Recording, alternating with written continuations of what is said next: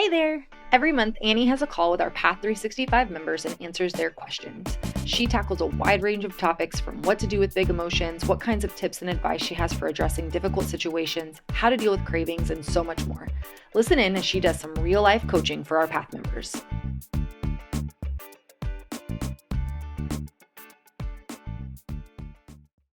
Hey Annie, I've stopped trying to stop drinking like we do in the first part of this alcohol-free journey, but I feel like I'm using it as an excuse to kick the can down the road.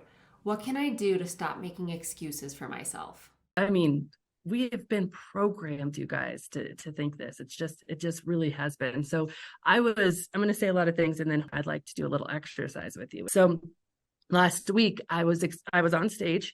I was speaking to a group of very successful entrepreneurs, and I was explaining this naked mind methodology and affective liminal psychology, which is kind of the underpinning framework for this naked mind, really a methodology that sort of my theories and what I invented. And I'm explaining it to this group of entrepreneurs, and I'm going through and I'm talking about the different aspects of it.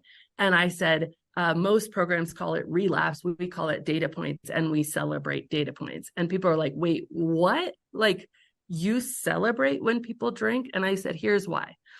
I had the privilege to go to Jada Pinkett Smith's and Will Smith's house and be on Red Table Talk. And I was there the same day that Kelly, what is her name? Osborne was on. Thank you. Oh my gosh, this is embarrassing to me. So she was there, and they ended up splitting our episode. They were going to have us both in the same episode, but they ended up splitting it into two different episodes because there was so much to say about this topic that they thought it was going to be one episode. It ended up being two, which was really cool. But she's out there and she's talking about, we just come out of the pandemic. She had relapsed during the pandemic, and she was talking about the fact that, how painful that was.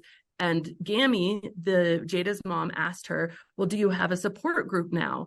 And to like really re-engage. And she said, no, because 90% of my group also relapsed. And so the group disbanded.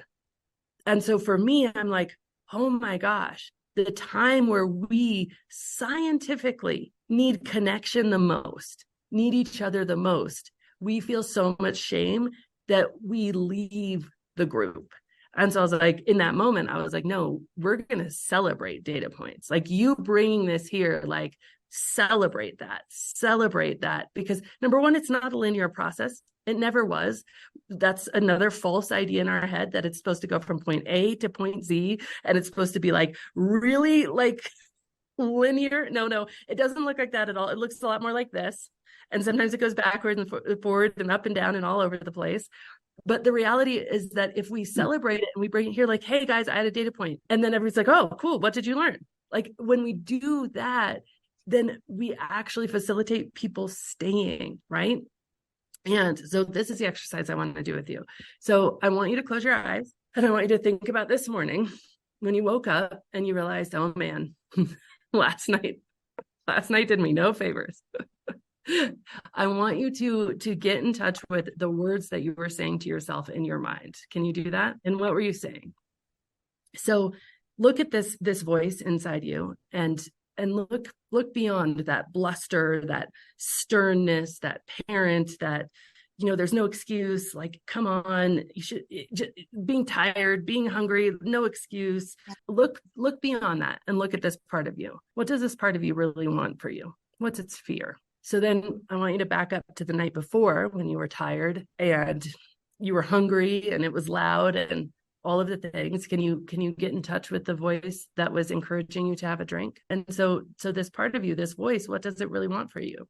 So what we've come up with is that the voice that was shaming and blaming you, it just wants you to be safe and it wants you to be peaceful. And the voice that's trying to get you to drink, it just wants you to enjoy your life and not feel so anxious. Would you say that's true? So you want all that too. And here's the thing, is like, when you can recognize that you want all those things as well, then you can stop making any part of you wrong. Because what's happening now is there's a battle between these two voices. And the morning voice is making that evening voice wrong. We heard it. There's no excuse. You didn't do yourself any favors. You shouldn't have done that. It doesn't matter that it was loud. You pre-planned it. What's wrong with you?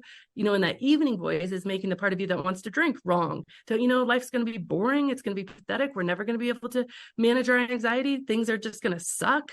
So you have these two voices, but if you get past the bluster, they actually both want the same thing. They want you to be happy and whole and joyful. I believe in my theory that so much of why we continue to drink so far past when we want to stop is because of that fight. If you imagine a fight across the street, it's going to cause you discomfort. It's going to cause you pain. If you have that fight in your household, like an argument with your husband, even more so.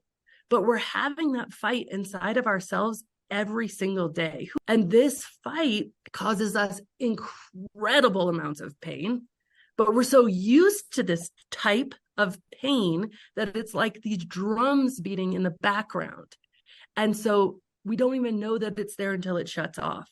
But our brains have also programmed us that when we're in pain, what do? We drink. That has become our go-to habitual modality for dealing with pain. And interestingly, when we try to stop drinking, the pain generally goes up when we judge ourselves for our drinking. And it generally goes up when we judge ourselves for that's why we do the pause.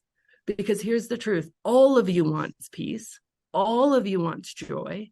All of you wants to feel good and be able to navigate your anxiety. That's true for all of us. And those voices want the same thing. But what we try to do is when these voices are loud, we ping pong back and forth trying to take sides.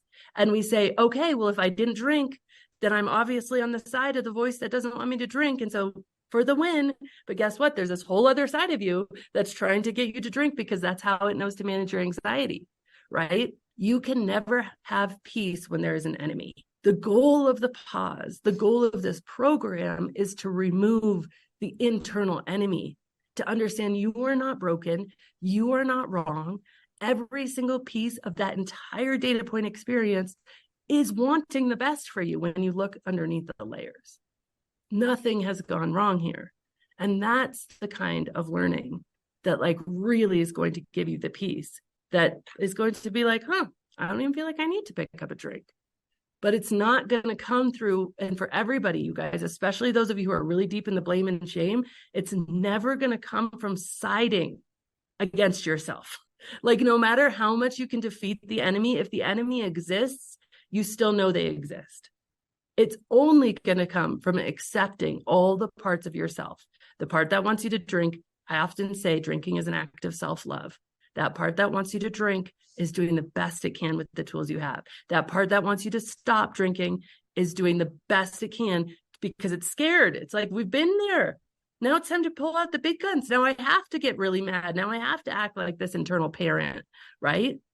And so it's really important to understand, it's not about dropping the blame and shame. It's about saying, I understand why you're so scared for me. I know I'm scared for me too, but blame and shame, that's not the right tool that's going to get me the result we all collectively want inside this peanut gallery of voices. And I understand why you want me to have a drink. I don't want to feel anxious either. And I do want a joyful life, but alcohol, I'm learning it's not the right tool. Right. And so this is the way. The way is to have no enemies inside and celebrate the data point, because that's a way to have no enemies inside.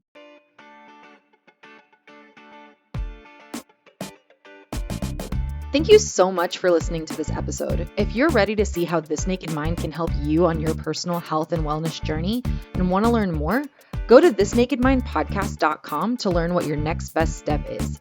Again, that's thisnakedmindpodcast.com. We have all of our free resources, programs, social links, and more available for you there. Plus, if you have your own naked life story to share, you can submit it there as well. Until next week, stay curious.